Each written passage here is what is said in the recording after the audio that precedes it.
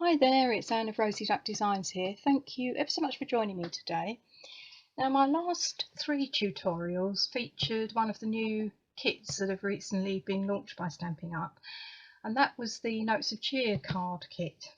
Now, that particular kit didn't require any stamping, and it's one of 4 different designs that don't require any stamping. So I thought the next step would be to move on to one of the new style kits where some stamping is involved. Now there are actually 6 different kits to choose from at the moment, and what I'm going to do is put the links for each of the products on the front of this video. There are some fantastic choices, from little mini cards and boxes with a nautical theme to pillow box gift boxes. So really something for everybody, and by putting the links on the front you can just click on the link and go and look at the product, which is so much more easier than me sitting here trying to explain what they look like. Now I have to say, seriously spoilt for choice. I really didn't know which one to choose, but I had to choose something. So I went with one that's called the Sentimental Rose card kit. So I'm going to firstly share that with you, the contents of the box, and then, as I did with the previous kit, we'll make up each design individually. So without further ado, we will open the box. Now when you get your kits, they will be nicely wrapped up safely inside. I thought it prudent, for both my sanity and the sake of this video, that I opened my kit just so that I could familiarise myself with what was actually in there. So first and foremost, we have some handy instructions. We've got pictures here of the finished cards, which is a great guide as to what they're kind of supposed to look like when we're finished. Now, although we have instructions, which is helpful, they're not set in stone, so if you want to do something slightly different, then go for it. That's kind of what it's there for, to express your own creativity. They're brilliant if you're just getting into paper crafting. There's nothing more that you need to buy. The only thing you're going to need extra is a pair of scissors. So it's a really good taste of what paper crafting is all about, with very little outlay. But obviously if you're a more seasoned paper crafter, and I'm sure you've got lots of other bits and pieces lying around, embellishments, maybe your own stamps that you want to use, so you can step up these designs if you wish. So let's have a look what we've got in our box. I'm just going to put that over there.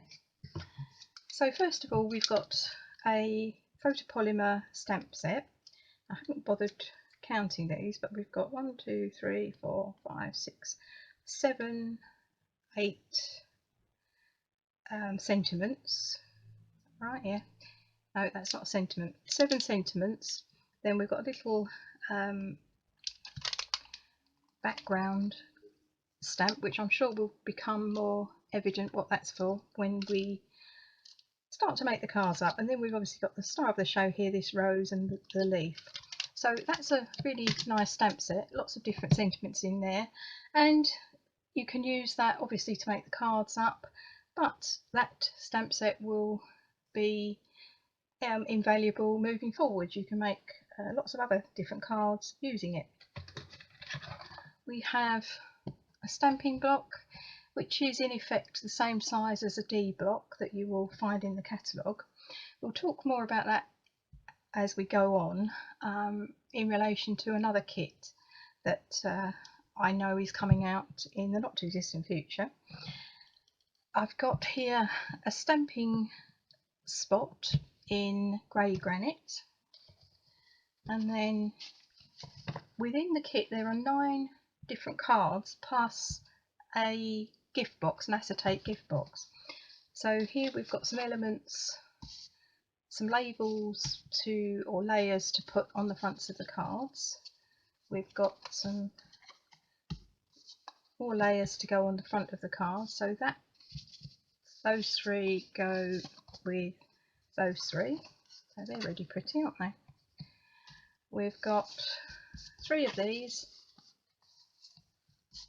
and 3 of these. And then this is a die cut rose and leaves, which is going to fit onto the gift box. We've got a belly band for the gift box, and then we have some pretty embellishments, that's the word. We've got stamping dimensionals and glue dots. I'm not totally sure that I'm happy to see this. We've got a ball of twine. If you follow me on a fairly regular basis, you'll know that me, twine, ribbon and bows don't have a great history. So we'll see how we get on with that. But again, that's the great thing with these card kits, that you don't have to make them exactly. So in my case, it might be more sensible to leave the twine out. But as I say, I'm up for giving it a go. I've got 9 envelopes here.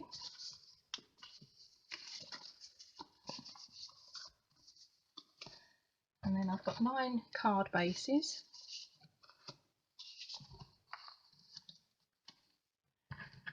I've got some die cut labels that we can add our stamp messages or sentiments to. And I've got the little acetate gift box. Now in the previous kit, in the same way that this has been packaged, it comes packaged in this bag, and you've got this backing card which helps to keep the kit safe. Now we didn't particularly need that in the previous kit, but this may be helpful when you're actually doing some stamping. So if you haven't got something like a grid pad or one of those craft mats, you might find this really useful. So hang on to that. So what I'm going to do now is just clear my desk, and then what I'll do then is come back and make the first of the designs up and see what we finish up with. So I thought I would work through the designs as per the order that we find them in the instruction leaflet. That seemed like a sensible thing to do. So we're going to start with this card here that's got all this writing on the background, and then the layer that goes on the top is this one, and then we're going to do some stamping onto here. So here are the instructions, and as with the previous kit, you get some clues as to what you have to use with regard to the adhesive. Now these black spots here, they represent the glue dots, and they will stick whatever it is that you're sticking onto your card, that will stick down flat. These hexagonal shapes here, they represent the stamping dimensionals, so that will give your element that you're using those on, that will give it a raised effect on your card. You've got the little colours here which represent the embellishments, and you've also got instructions here as to how long to cut the twine for. Now it actually says 12 inches, but personally, to give yourself a little bit more to play with, I would go for at least 16. I have made up a card just to get the feel of it, and even I know I'm bad at bows, but I kind of needed a little bit more than 12, so go for about 16. That just gives you that little bit of extra length to play with. So without further ado, fold your card. If you have a bone folder, you can use it to just burnish that edge. Not essential, but if you've got one, you might as well use it. Having said that, I've folded it and burnished it, but I'm actually going to work with it flat. But it's easier to fold it and burnish the edge if you wish, when there's nothing else stuck to it. So this is the piece that we're going to use. Now I'm going to go exactly as they've shown it on the instructions here. So we've got more of the green area here, and we've got some colours here. And then we're going to stamp the rose on the edge here and the two leaves. So I've got my rose on the block. Now it's a big stamp, so you want to make sure that it's really well covered with your ink.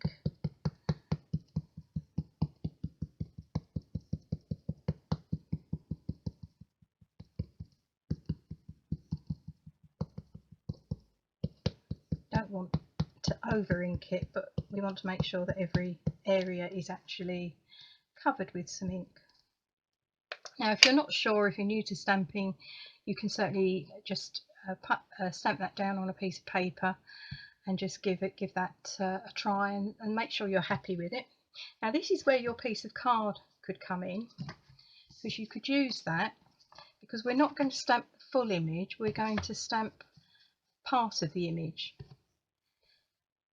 So I'm going to head for about the middle there, and then I'm just going to put the stamp down like so.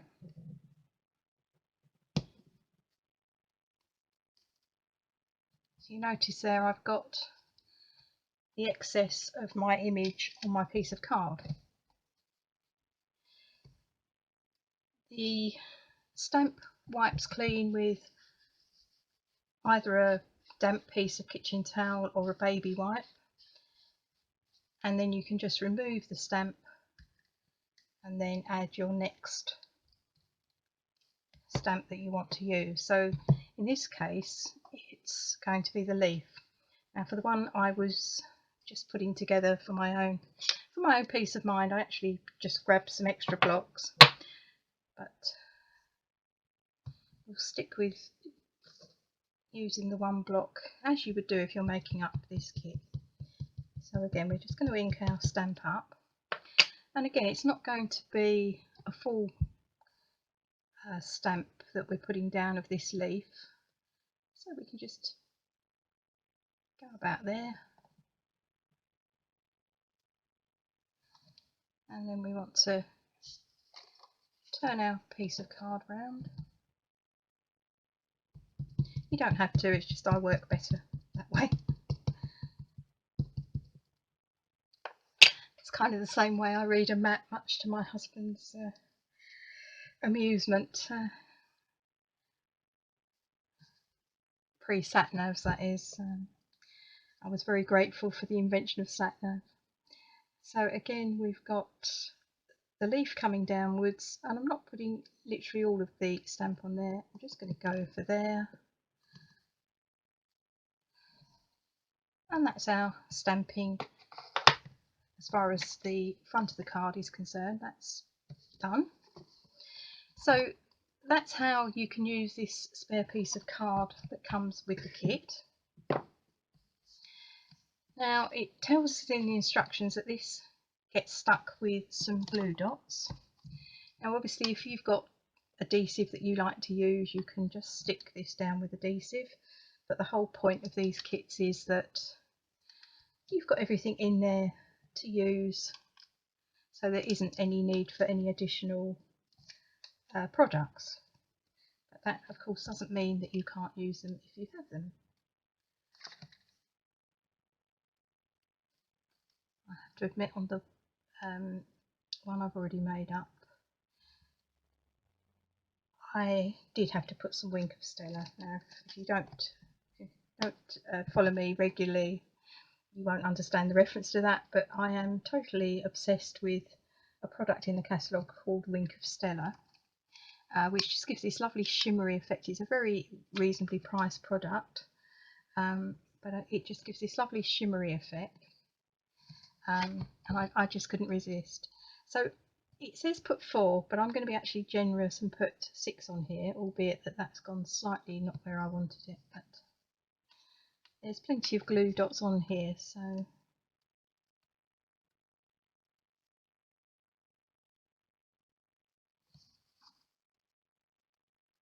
I thought I'd add an extra couple. Probably the longest process in this whole thing is me trying to get the backs off of glue dots, which I do apologise for, but there's no way around that really. Just cover my ink up, because in this heat that we're currently experiencing. It's likely to dry out quite quickly. So I want to stick this on the front of the card. Let's see if I can just put that there. Let me just see if you can actually see. There we go. So I want this along the side here. So I'm going to just push my card that I've stamped onto the edge there of my card base. Now I'm not pushing anything down until I'm happy that it's where I want it.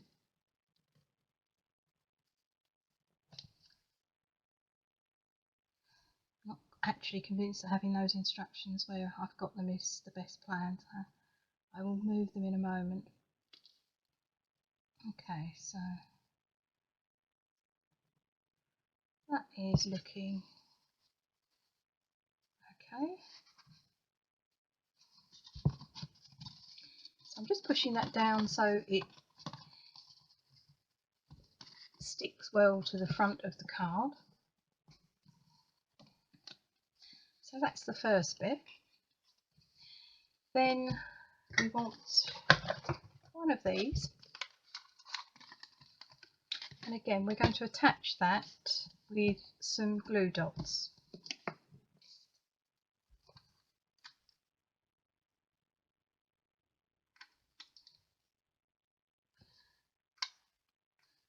Suggests 3. So if we put one at either end and one in the middle.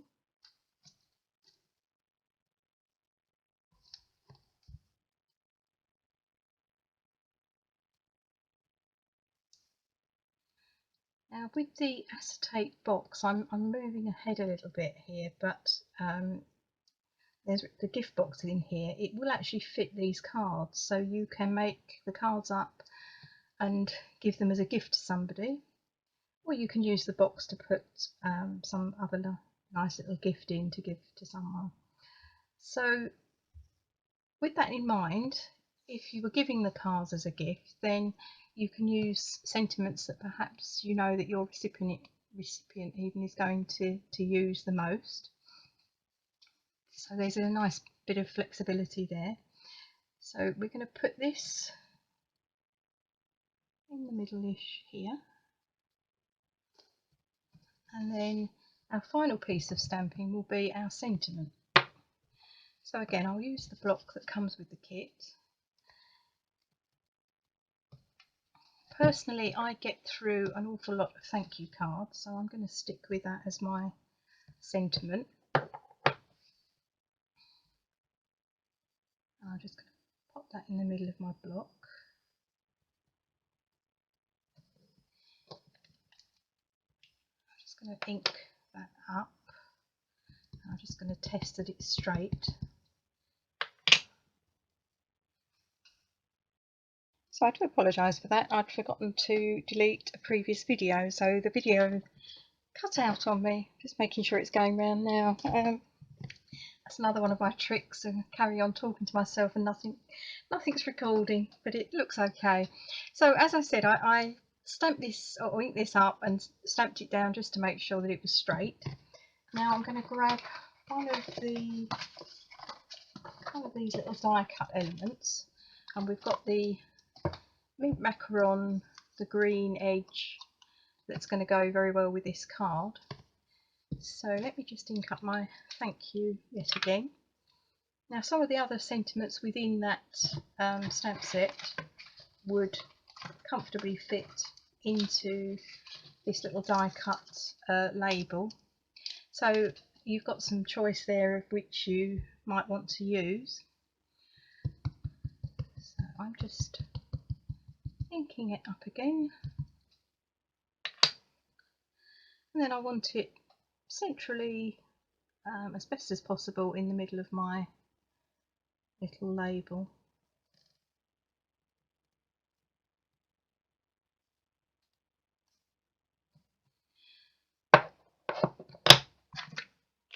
We're going to attach that to the front of the card using some stamping dimensionals. If I can find them. There they are, they're back in the box. I'd like to say one day I will be organised, but I kind of think we all know that isn't true. So we need two dimensionals. Now the thing to watch with this is it's going to go over on the this label here. It's going to attach over the top of it. Now if you put them in the middle and then put that on the top, it will kind of rock because this is higher than this. So what you want to do is aim towards the top of your little die cut label here. So that will make sure that the actual label sticks onto the base card and not onto here. So it will be raised up enough to just come over the top of this label. I'm hoping that makes sense. If you put it in the middle and you actually attached it to the middle of this, it would be fine, but the fact we're trying to overlap it, we're actually needing to have it further up the card. So to put these in the middle would actually, as I say, put it onto an uneven surface in effect. If I'd have thought before I took the back off, I could have actually shown you what I meant more by putting it on the top. But hopefully you get what I'm trying to say. So I'm just putting that down. I'm just checking under here, and that is perfectly just above this cutout corrugated, that's the word, that corrugated card label here. So I'm happy with that. I'm just going to press that down, and we can then add some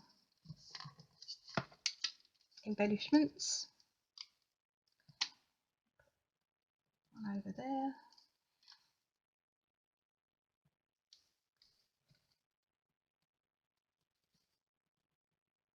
one over here,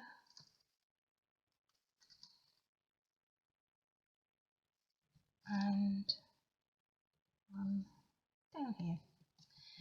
Now that just leaves us with the twine, and I've cut a length here just over 16 inches, so giving myself a little bit more amount of twine to play with.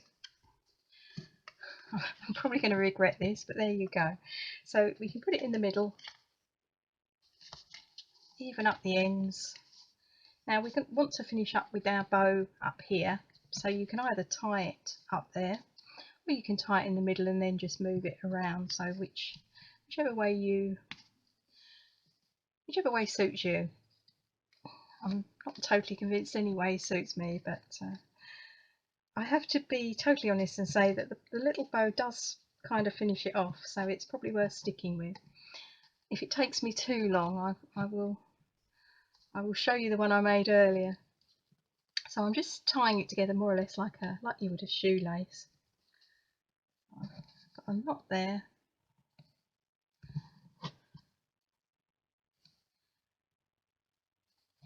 It's like one of those situations where you buy somebody a bunch of flowers and they just nonchalantly put it in a vase and it looks fantastic.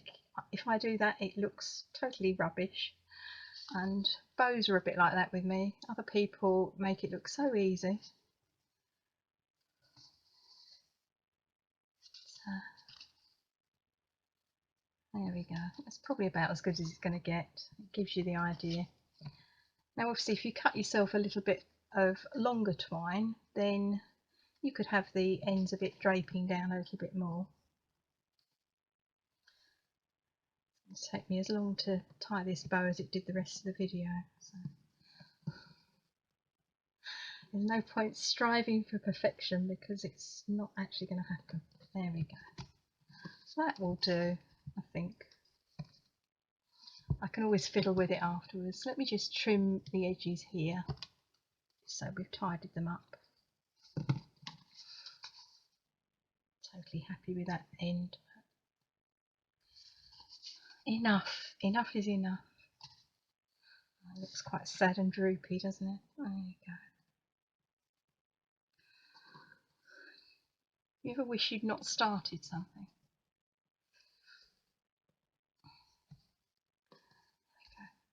That's it, leave it. Let me grab the other one. That wasn't so bad, that bow. There you go. But I think, you know, once it's standing up on a shelf somewhere, it will look fine. But obviously the choice is yours, bow or no bow. So I think that's it for that design. So I'll be back with my next tutorial and featuring the next card in the series of the cards within this kit. So thank you ever so much for joining me. If you've enjoyed the video, a thumbs up would be appreciated. If you'd like to subscribe to my channel, I would love that as well. So I will see you again very soon. Until then, look after yourselves. Bye for now.